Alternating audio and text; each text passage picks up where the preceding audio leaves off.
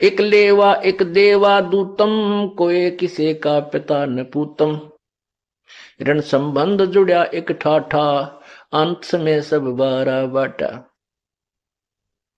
अपनात्मा ये घबराना नहीं कि ये पुत्र हो गए फिर तो हमारे ये लड़ियार आगे, बेटी होगी ये भी लेना आगे, कोई बात नहीं, ये तो है, इसमें कोई डाउट नहीं।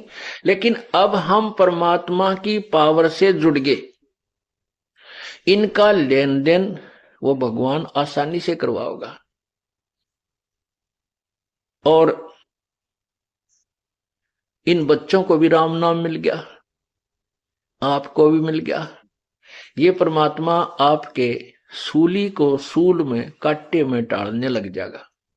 तो ऐसे ही आपको परमात्मा की शक्ति यानी बिजली का कनेक्शन मिल गया। अब ये चिंतित ना होना, अब तो ये तो है, इसमें तो कोई शक नहीं, बेटा और बेटी हमारे पिछले संस्कार से जुड़े हैं, ये नो डाउट। अब हमने परमात्मा की शक्ति का सहयोग मिल गया है, ये आसानी से निमट जावांगे हम, हमें दुख ना होगा, कष्ट नहीं होगा। कैसे होगा? एक समय एक नगर के बाहर एक आश्रम बना हुआ था,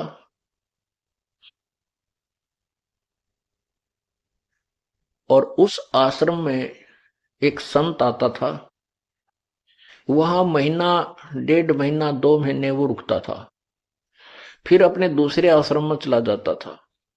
जब वो संत उस ग्राम के आश्रम में आता था जो गांव से थोड़ी सी दूरी पर था, जैसे ये बरवाला से सतलोक आश्रम इतनी दूरी पर वो था, वहां बहुत से भगतजन उनके शिष्य थे। जब संत जी वहां रहने के लिए कुछ दिन आते थे, सटे करते थे, सत्संग सुनाया करते थे, तो उस समय उस गांव के जो शिष्य थे, अनुयायी थे, भगत थे, उन्होंने अपना एक नियम बना रखा था कि एक दिन का भोजन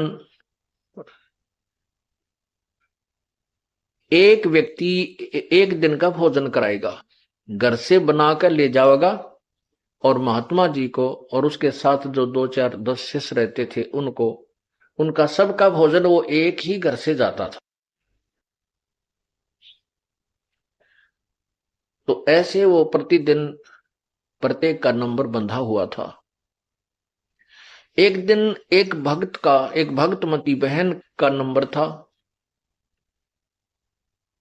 और उस दिन उसका दूध फट गया। अब एक संत जी आते थे 6 महीने में, 1 वर्ष में, और उस दिन एक दिन 2 दिन उनके वहां रहते हुए 1 या 2 दिन टर्न आती थी, 1 या 2 दिन टर्न आती थी। तो उसमें हर एक व्यक्ति, प्रत्येक श्रद्धालु बढ़िया से बढ़िया भोजन बनाकर, बढ़िया से बढ़िया भोजन बनाने की चेष्टा करता था। तो खीर का भोजन सबसे उत्तम समझते हैं, तो खीर जरूर अवश्य बना के ले जाया करते थे। तो उसने खीर बनानी थी, उधर से उसका दूध फट गया, तो बड़ी चिंतित हुई। उसके एक बिल्कुल ही साथ में एक पड़ोसन ग्वांडन थी, वो विधवा थी, उसका इकलौता पुत्र था। उस बहन जो शिष्या थी भगत संत की, उस भगतमती ने जाक सोचा कि इस पड़ोसन के दूध है, गाय दूध देती है या भैंस जो भी, और इससे दूध उधारा ले लेती हूं, इसको शाम को दे दूंगी। तो उसके पास गई कि बहन, कुशल मंगल पूछा। कुशल मंगल, क्योंकि किसी से कोई आइटम मांगने जाता है इंसान पहले भूमिका बनाता है। उस बहन ने जाकर के, उस भगतमती ने जाकर के उस बहन से कहा कि बहन कुशल है, बच्चे क्या कर रहे हैं। ये बात सुनकर वो विधवा बहन रोने लगी, बहुत बुरी तरह रोई। कहने लगी, बेबे बहन, मेरे से दुखी इस संसार में कोई स्त्री नहीं है, कोई औरत नहीं है। पहले तो पति की मृत्यु हुई, वो पहाड़ टूटा दुख का, और ये बच्चा अकेला मेरा एक पुत्र है,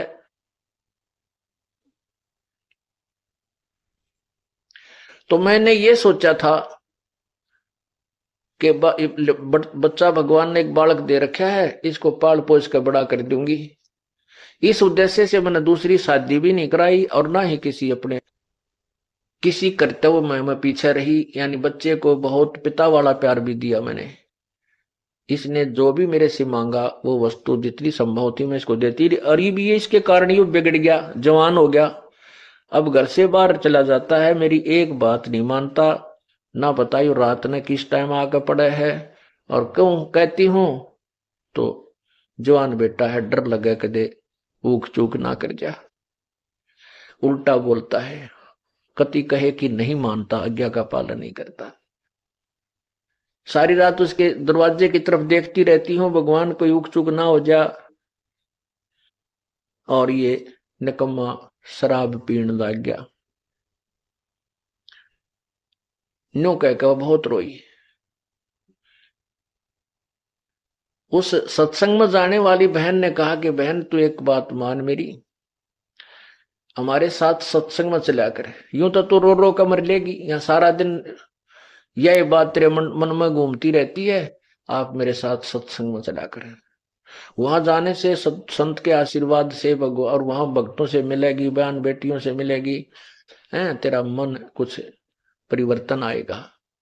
तो वो लड़की कहती है कि वो जो लड़की विधवा थी वो कहने लगी, बहन मैं नहीं जा सकती तुम्हारे साथ, क्योंकि तुम्हारे सिर पे धनी है, तुम्हारे पति जीवित हैं, तुम्हें दुनिया कुछ नहीं कहेगी, और मेरे पति है नहीं, और मैं आगे संसर्ग में जाने लगी क्योंकि तुम रात्रि में भी जाते हो, तो जनता ना बने के मुंह बनावेगी, मेरा तो जीना आराम कर देंगी। तब उस बहन ने काफी समझाई कि बे देख मीराबाई थी, मीराबाई का पति मर गया था, फिर भी वो मंदिर में जाने से, अपनी पूजा से और मंदिर में जाने से रोकी नहीं। और यदि मीराबाई समाज ने देख के भक्ति ना करती तो आज ना जाने की कुतिया बनी फिर वो समाज से संघर्ष करके भक्त परमात्मा के मार्ग पर लगी रही, तो परमात्मा ने उसका सहयोग दिया। इसी प्रकार जो भक्त ईश्वर के मार्ग पर संघर्ष करता है उसके साथ भगवान रहेगा, अगर सच्चे दिल तो उसकी तरफ है, उसको बाधा नहीं आने देगा। ठीक है, थोड़ा बहुत संघर्ष जरूर हो जाता है। और कहा बहन अगर तेरे घर में कोई उकचूक होगी, तेरे बेटे की उकचूक होगी, ये समाज कुछ नहीं देगा तुझे। अगर तू अपने बच्चे की भी रक्षा चाहती है, तेरे यहां रोने धोने से कुछ नहीं होगा, संत शरण में चल। और प्रभु की कृपा से कहते हैं संत शरण में आने से आई टले बला, और जय मस्तक में सूड़ी होगा काटे में टल जा। मुक्ति बोध पुस्तक पेज नंबर 337 से एक अन्य करिश्मा जो उस भंडारे में हुआ वह जीवनवार यानी लंगर 3 दिन तक चला था। दिन में प्रत्येक व्यक्ति कम से कम 2 बार भोजन खाता था, कुछ तो 3-4 बार भी खाते थे, क्योंकि प्रत्येक भोजन के पश्चात दक्षिणा में एक मोहर और एक दोहर दिया जा रहा था। इस लालच में बार बार भोजन खाते थे। 3 दिन तक 18 लाख व्यक्ति शौच तथा पेशाब करके काशी के चारों ओर ढेर लगा देते, काशी को सड़ा देते। काशी निवासियों तथा उन 18 लाख अतिथियों तथा 1 लाख सेवादार जो सतलोक से आए थे, उस गंध को यानी उस गंध का ढेर लग जाता, सांस लेना दूभर हो जाता, परंतु ऐसा महसूस ही नहीं हुआ। सब दिन में 2-3 बार भोजन खा रहे थे, परंतु शौच एक बार भी नहीं जा रहे थे, न पेशाब कर रहे थे। इतना स्वादिष्ट भोजन था कि पेट भर भर कर खा रहे थे, पहले से 2 गुना खा रहे थे।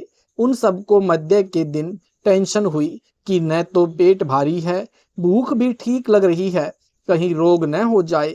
सतलोक से आए सेवकों को समस्या बताई तो उन्होंने कहा कि यह भोजन ऐसी जड़ी बूटियां डालकर बनाया है जिनसे यह शरीर में ही समा जाएगा। हम तो प्रतिदिन यही भोजन अपने लंगर में बनाते हैं, यही खाते हैं, हम कभी सोच नहीं जाते तथा न पेशाब करते हैं। आप चिंतित रहो, आप निश्चिंत रहो। फिर भी विचार कर रहे थे कि खाना खाया है, कुछ तो मल निकलना चाहिए। उनको लेटरिन जाने का दबाव हुआ, सब शहर से बाहर चल पड़े। Page number 338। टट्टी के लिए एकांत स्थान खोजकर बैठे तो गुदा से वायु निकली, पेट हल्का हो गया तथा वायु से सुगंध निकली जैसे केवड़े का पानी छिड़का हो। यह सब देखकर सबको सेवादारों की बात पर विश्वास हुआ। तब उनका भय समाप्त हुआ, परंतु फिर भी सबकी आंखों पर अज्ञान की पट्टी बंधी थी। परमेश्वर कबीर जी को परमेश्वर नहीं स्वीकारा। पुराणों में भी प्रकरण आता है कि अयोध्या के राजा ऋषभ देव जी राज त्याग कर जंगलों में साधना करते थे। उनका भोजन स्वर्ग से आता था, उनके मल से सुगंध निकलती थी। आसपास के क्षेत्र के व्यक्ति इसको देखकर आश्चर्यचकित होते थे। इसी तरह सतलोक का भोजन आहार करने से केवल सुगंध निकलती है, मल नहीं। स्वर्ग तो सतलोक की नकल है जो नकली है। धर्मदास जी को शरण में लेना, धर्मदास जी को शरण में लेना। पाठकों से निवेदन है कि अमृत वाणी को भी पढ़ें। इसके पढ़ने से आत्मा का आकर्षण परमात्मा की ओर अधिक होता है। यह वाणी परमात्मा से मिले महात्मा के मुख कमल से उच्चारण की गई है। यह सिद्ध वाणी है, आत्मा को धो देती है, फिर परमात्मा की भक्ति में रुचि बढ़ती है। पारख के अंक की वाणी नंबर 940 से 1024 तथा चौपाई नंबर 1025 से 1124। धर जिंदे का रूप सेल वृंदावन कीनी, तहाँ मिले धर्मदास करत हैं बहुत अधीनी। बोहरंगी बरियाम काम निकामी सोई, धरी सतगुरु का रूप धनी उतरे हैं लोई। परम उजागर ज्ञान ध्यान बोरंगी बाना, तहाँ मिले धर्मदास अचार विचार दीवाना। कौन तुम्हारी जाति कहाँ से आई स्वामी, पूछे पुरुष कबीर धनी साहिब निकामी। पारक के अंक की वाणी नंबर 940 से 943 का सरलार्थ। भक्त धर्मदास जी नगर बांधवगढ़ प्रांत मध्य प्रदेश के रहने वाले धनी सेठ थे। परमात्मा में यानी परमात्मा में अधिक श्रद्धा थी। एक रूपदास नाम के वैष्णवपंथी साधु से दीक्षा ले रखी थी। उनके बताए अनुसार मूर्तियों की पूजा करना, श्राद्ध करना, एकादशी का व्रत, राम कृष्ण यानी विष्णु तथा लक्ष्मी देवी तथा शिव पार्वती जी की पूजा, तीर्थों व धामों पर जाकर स्नान करना आदि शास्त्र विरुद्ध साधना किया करता था। गीता का नित्य पाठ किया करता, गायत्री मंत्र का जाप, राम कृष्ण हरे राम ओम नमो शिवाय, ओम भगवते वासुदेवाय नमः आदि आदि जाप किया करता। एक समय तीर्थों पर भ्रमण करते करते धर्मदास जी मथुरा वृंदावन में गए हुए थे। धर्मदास जी को सतपुरुष कबीर जी ने पृथ्वी पर जन्म दिया था। एक धनवान बनिए के घर इनका जन्म हुआ था। धन अत्यधिक था। कबीर परमेश्वर जी ने इसे भेजा तो इसलिए था कि पृथ्वी पर मेरा ज्ञान प्रचार कर सच्चाई जनता को बता तथा सबको काल ब्रह्म का जाल समझा, सतलोक व सतपुरुष का ज्ञान करवा। सब जीव सतलोक से काल ब्रह्म के लोक में कष्ट उठा रहे हैं। सबको धर्मराय ने धोखा देकर रखा है। सच्चा अध्यात्म ज्ञान खत्म कर दिया, अपने को पूर्ण परमात्मा सिद्ध किए हुए है। 1 लाख मानव जीवों को प्रतिदिन खाता है, 1.25 लाख प्रतिदिन उत्पन्न करता है। कष्ट देने के लिए 84 लाख प्रकार के प्राणियों के शरीरों में जन्म देता है। Page number 339। कर्म भोग कर प्रधान नियम है। धर्मदास जी को ज्योति निरंजन का काल ने अपने जाल में दृढ़ फंसा लिया तथा उसके पुत्र के रूप में अपना महादुष्ट दूत मृत्यु अंधा को भेज दिया। धर्मदास जी ने उसका नामकरण अपने गुरु रूपदास जी से करवाया था। उन्होंने धर्मदास जी के उस पुत्र का नाम नारायण दास रखा। धर्मदास जी का जन्म विक्रमी संवत 1452 यानी सन 1395 में हुआ। परमेश्वर जी का प्राकट्य 3 वर्ष पश्चात विक्रमी संवत 1455 यानी सन 1398 को ज्येष्ठ महीने की पूर्णमासी को हुआ। यानी कबीर परमात्मा जी धर्मदास को मथुरा में मिले। उस समय धर्मदास की आयु के विषय में कबीर पंथियों की पुस्तक में 60 वर्ष लिखा है। दामाखेड़ा वालों यानी धर्मदास जी की गद्दी वालों की पुस्तक में 89 वर्ष लिखा है। हमने इस चक्कर में नहीं पड़ना है उस समय आयु क्या थी, हमने ज्ञान समझना है। धर्मदास जी आए थे तो जीवों को काल के जाल से निकालने, स्वयं ही काल के जाल में बुरी तरह फंस गए। धर्मदास को निकालना परमात्मा कबीर जी के लिए कठिन हो गया था। धर्मदास जी ने वृंदावन के तालाब में तीर्थ स्नान किया। सुबह का समय था। फिर एक स्थान को गाय के गोबर व गारा से लीप कर उसके ऊपर चद्दर बिछाकर सब भगवानों की मूर्ति आदर से रखी। कुछ छोटी थी, कुछ बड़ी थी। विष्णु, लक्ष्मी, शिव पार्वती, गणेश, शिवलिंग, नदियां आदि आदि की मूर्तियां थी। विष्णु जी की पूजा इष्ट रूप में करता था। उनकी मूर्ति बड़ी थी। धर्मदास अपना कर्म कांड करने लगा। उसी समय परमेश्वर कबीर जी जिंदा बाबा का वेश बनाकर धर्मदास जी से थोड़ी दूरी पर बैठ गए। धर्मदास जी ने सब मूर्तियों को तिलक किया, धूप जगाई, दीप जगाई, घंटी बजा बजा कर आरती गाई, गीता का पाठ करने लगा।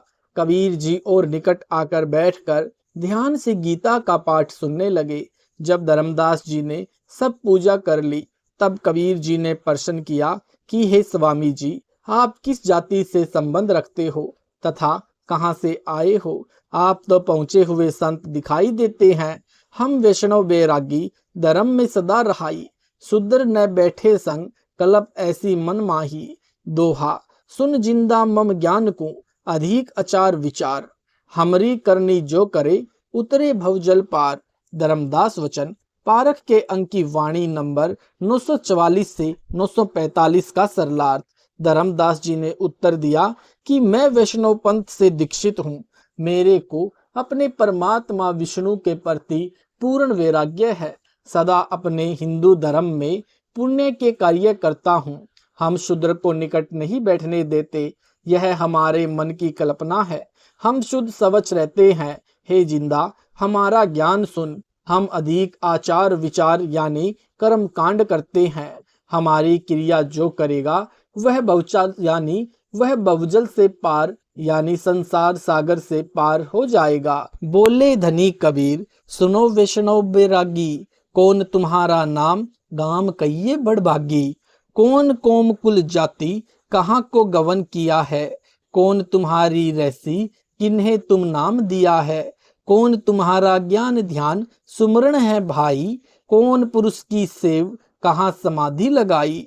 को आसन को गुफा, के भरमत रहो सदाई। शालिग सेवन किन, बहुत अधिक बार उठाई। जोली झंडा धूप दीप, तुम अधिक अचारी। बोले धनी कबीर, भेद कहियो ब्रह्मचारी। दोहा हमकु पार लंगावही, पार उजागर रूप। जिंद कहे धर्मदास से, तुम हो मुक्ति स्वरूप। कबीर साहिब वचन, पेज नंबर 340। पारख के अंक की वाणी नंबर 946 से 951 का सरलार्थ। यानी धनी कबीर। कुल के मालिक कबीर परमेश्वर जी ने धर्मदास जी को एक महात्मा स्वामी जी कहकर संबोधित किया ताकि यह मेरी बात पूर्ण सुन सके। परमात्मा ने प्रश्न किया कि हे वैष्णव बैरागी, हे यानी बड़भागी, हे भाग्यवान, आप अपना नाम तथा गांव का नाम बताने की कृपा करें। आप किस वर्ण यानी किस जाति में जन्मे हैं। अब आपको कहाँ जाना है। आपका निवास यानी संत डेरा कहाँ है। आपको किस गुरु ने नाम दिया है। आप किस नाम का स्मरण करते हैं। आप किस प्रभु के पुजारी हैं। कहाँ पर समाधि लगाते हो। आप किसी गुफा में रहते हो या कोई स्थान यानी स्थाई स्थान डेरा बनाया है या सदा भ्रमण करते रहते हो। आपने शालीग्राम यानी मूर्तियां जो पत्थर तथा पीतल की ढेर सारी ले रखी थी, जो एक पेटी में डाल रखी थी, उनको उस समय देखा था जब धर्मदास जी उनकी पूजा कर रहा था, यानी मूर्तियों की पूजा की है। यह बहुत बाहर उठाया हुआ है। हे ब्रह्मचारी, मुझे इस साधना का ज्ञान बताएं। मैं भक्ति करने का इच्छुक हूँ। मुझे सच्ची साधना का ज्ञान बताने वाला कोई मिला नहीं है। आप धूप दीप यानी ज्योति के लिए दीपक जैसा पीतल का पात्र, जोली झंडा आदि लिए हो। आप तो अधिक कर्मकांडी हो। आप बहुत भक्ति करने वाले लगते हो। यानी धनी कबीर, सबके मालिक कुल धनी कबीर जी ने यह प्रश्न किया। जिंदा बाबा के वेश में उपस्थित कबीर परमेश्वर जी ने धर्मदास जी से निवेदन किया कि आप तो मुक्ति के दाता हैं, मेरे को भी पार करो। आपका चेहरा बताता है कि आप महान आत्मा हैं, यानी उजागर स्वरूप हैं। बांधवगढ़ है गाम, नाम धर्मदास कहिजे। वैश्य कुल कुल जाति, शूद्र की नहीं बात सुनीजे। सिरगुण ज्ञान स्वरूप ध्यान सालिग की सेवा। मलागीर चिरकंत संत सब पूजे देवा। धर्मदास वचन पारख के अंकी वाणी नंबर 952 से 957 का सरलार्थ। धर्मदास जी अपनी प्रशंसा सुनकर मन मन में हर्षित हुआ तथा अपना परिचय बताया। मेरा गांव बांधवगढ़ यानी मध्य प्रदेश प्रांत में है। मेरे को धर्मदास कहते हैं। मेरी कुल जाति वैश्य है। हम शूद्र से बात नहीं करते। मैं सरगुण परमात्मा के स्वरूप शालिक की पूजा करता हूँ, चंदन छिड़कता हूँ। सब संत इसी प्रकार देवताओं की पूजा करते हैं। मैं 68 तीर्थों के स्नान के लिए निकला हूँ। कुछ पर स्नान कर आया हूँ। वहां ध्यान व पूजा करके आया हूँ। हम शालिग्राम की पूजा करते हैं, तिलक लगाते हैं, गले में माला डालते हैं। इस तरह सरगुण परमात्मा रूप में मूर्ति की पूजा करते हैं। Page number 341। धूप लगाते हैं, देसी घी की ज्योति जलाते हैं, आरती प्रतिदिन सदा करते हैं, राम कृष्ण का जाप जपते हैं, शंकर भगवान तथा शेषनाग की पूजा करते हैं। मैं तो सदा अपने नित्य नियम यानी भक्ति कर्म में लगा रहता हूँ। मुझे संसार से कोई प्रेम नहीं है। मैं अपने वैष्णव धर्म पर पूर्ण रूप से आरूढ़ हूँ। अन्य किसी के धर्म के ज्ञान को नहीं मानता। हे जिंदा, मेरे धर्म के विषय में सुन। मेरा वैष्णव धर्म है, मेरी वैष्णव वेशभूषा है। मैंने 68 तीर्थों पर भ्रमण करके सबके उत्पत्ति करता परमात्मा को चिन्हा है यानी प्राप्त किया है। कबीर परमेश्वर वचन पारख के अंकी वाणी नंबर 958 से 975 का सरलार्थ। जिंदा रूप में परमेश्वर कबीर जी ने तर्क वितर्क करके यथार्थ अध्यात्म ज्ञान समझाया। प्रश्न किया कि जो शालिग्राम लिए हुए हो, ये किस लोक से आए हैं? 68 तीर्थ के स्नान व ब्रह्मण से किस लोक में साधक जाएगा? यह तत्काल बता। राम तथा कृष्ण कौन से लोक में रहते हैं जिनको आप शालिग्राम कहते हो? ये तो जड़ है यानी निर्जीव है। इनके सामने घंटा बजाने का कोई लाभ नहीं। ये न सुन सकते हैं न बोल सकते हैं। ये तो पत्थर या अन्य धातु से बने हैं। हे धर्मदास, कहाँ भटक रहे हो? सतलोक को पहचान, जिस परमेश्वर की शक्ति से प्रत्येक जीव बोलता है। हे धर्मदास, उसको नहीं जाना। चिदानंद परमेश्वर को पहचान। इन पत्थर व धातु को पटक दे। परमेश्वर कबीर जी जिंदा बाबा ने कहा कि हे धर्मदास, रामकृष्ण तो करोड़ों जन्म लेकर मर लिए। Page number 342। मालिक सदा से एक ही है, वह कभी नहीं मरता। आप विवेक से काम लो। ये आपके पत्थर व पीतल धातु के भगवानों को दरिया में छोड़कर देखो, डूब जाएंगे तो ये आपकी क्या मदद करेंगे? इनको मूर्तिकार ने काट पीट कर कूट कूट कर इनकी छाती पर पैर रखकर काट कर रूप यानी रूप दिया है। इनका रचनहार तो कारीगर है। ये जगत के उत्पत्ति करता व दुख हरता कैसे हैं? ऐसी पूजा कौन करे जिस परमेश्वर ने माता के गर्भ में रक्षा की, खान पान दिया, सुरक्षित जन्म दिया। उसकी भक्ति कर यह पत्थर पीतल तथा तीर्थ के जल की पूजा की कमजोर आशा त्याग दे। जिंदा बाबा ने कहा कि जो पूर्ण परमात्मा सब सृष्टि की रचना करके इससे भिन्न रहता है, अपनी शक्ति से सब ब्रह्मांडों को चला व संभाल रहा है, उसका विचार कर। उसका शरीर श्वास से नहीं चलता, वह सबसे ऊपर के लोक में रहता है, आपकी समझ में नहीं आता है। उसकी शक्ति सर्वव्यापक है। उसका आश्रम अधर आधार यानी सबसे ऊपर है। वह अजर अमर अविनाशी है। सत साहिब जी, इस वीडियो के बनाने का उद्देश्य हमारा किसी को भी नीचा दिखाना या किसी की भावनाओं को ठेस पहुंचाने का नहीं है। इस वीडियो के बनाने का उद्देश्य हमारा आध्यात्मिक ज्ञान को संसार के जन जन तक समझाना है। अगर आपको यह वीडियो अच्छा लगा है तो वीडियो को लाइक करें, शेयर करें, कमेंट करें। यूट्यूब पर ऐसे ही वीडियो देखने के लिए हमारे चैनल सतलोक इन संत रामपाल जी महाराज चैनल को सब्सक्राइब करना न भूलें।